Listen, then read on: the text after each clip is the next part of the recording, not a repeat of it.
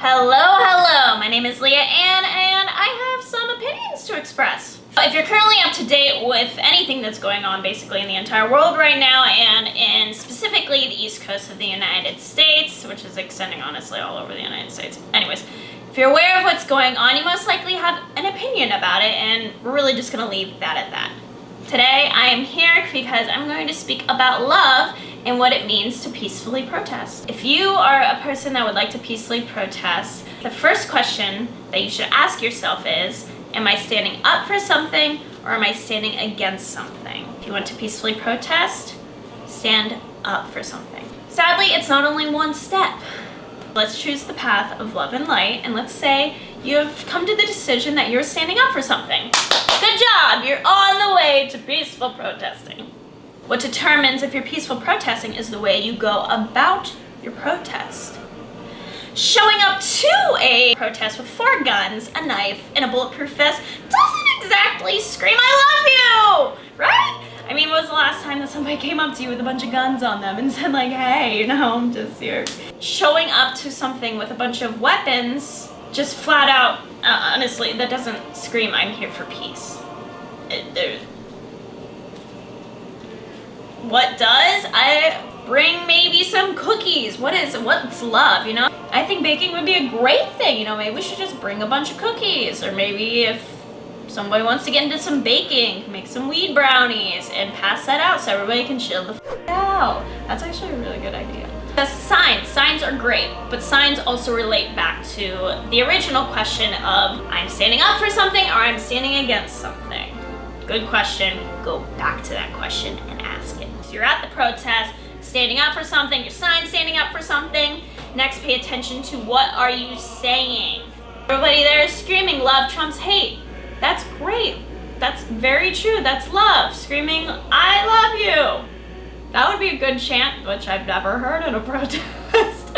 A lot of the chants are very focused on, hey you, we're protesting against you, especially if there's 2 protest battles going on at once. They're all like fighting at each other and it's basically yelling at a wall. Like you might as well just put a wall up in between them and have them all yell at the wall because everyone's so busy yelling at the other group that nobody's listening to the other group. So it's like, why are you even yelling? Because nobody is listening to you because everybody's so focused on screaming their own opinion, whether it's coming from a love or a hateful standpoint.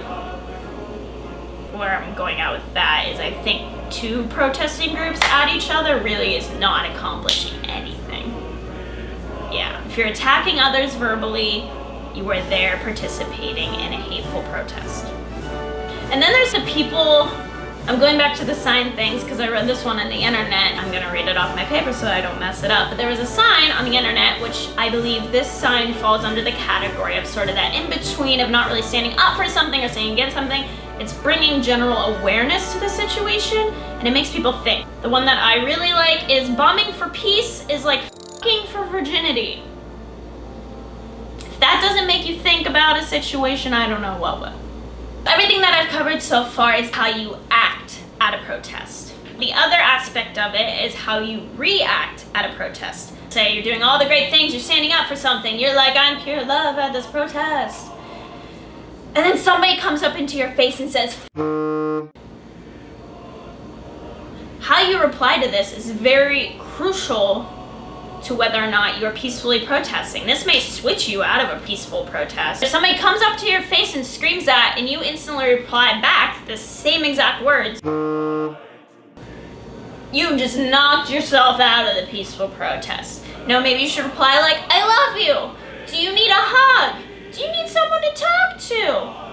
We're all here together. Think of like the way that you would speak to a baby. If a baby is crying and all that and it's very upset, you're not just gonna make this baby more upset to solve the problem, right? You're not gonna be like, oh, you're such a f***ing crying baby. No, you're gonna be like, oh, I love you, what's wrong? Can I feed you? Can I take care of you? You shower that baby with love to make it feel better. You don't just, I go a lot of places and I don't really know where I'm going with them. So all in all, you're not gonna make a shitty cake taste good by throwing more shitty ingredients at it.